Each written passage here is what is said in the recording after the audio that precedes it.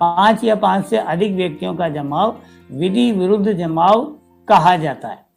यदि उन व्यक्तियों का जो इकट्ठे हुए हैं, उन व्यक्तियों का जिनसे ये जमाव गठित हुआ है, उनका एक सामान्य उद्देश्य है, कॉमन ऑब्जेक्ट अगर उनका है, तो ऐसा जमाव विधि विरुद्ध जमाव कहा जाएगा। और वह सामान्य उद्देश्य क्या क्या है? ऐसे जमाव का उद्देश्य अगर केंद्रीय सरकार को या किसी राज्य सरकार को, संसद को या विधानमंडल को या किसी लोक सेवक को, जब वह ऐसे लोक सेवक के रूप में विधिपूर्ण शक्ति का प्रयोग कर रहा है, उस समय पर उसको आपराधिक बल के द्वारा या आपराधिक बल के प्रदर्शन के द्वारा आतंकित करना, कि किसी विधि का, लॉ का या लॉफुल ऑर्डर के एग्जीक्यूशन को रोकना, उसका विरोध करना, रिष्टि, आपराधिक अत्याचार या किसी अन्य अपराध को कारित करने के लिए ऐसा जमाव इकट्ठा हुआ है। कि किसी व्यक्ति पर आपराधिक बल के द्वारा या आपराधिक बल के प्रदर्शन के द्वारा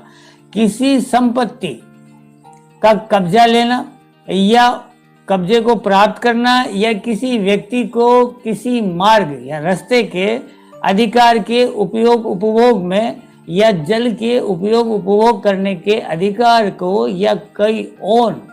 अमूर्त अधिकार, इनकॉर्पोरेबल अगर उसके पास राइट है, उसको जिससे वह अपना कब्जा रखता है, उस कब्जे के अधिकार से उसको वंचित करना, उपयोग उपभोग से दूर रखना। जो आदमी कानूनन जो उसके पास राइट है, उसको वह काम नहीं करने देना, और जो राइट उसके पास नहीं है, जिसको नहीं करना चाहिए, उस काम को उससे जबरदस्ती करवाना। अगर ऐसे जमाव के द्वारा किया जाता है तो ये माना जाएगा कि वह जमाव विधि विरुद्ध है।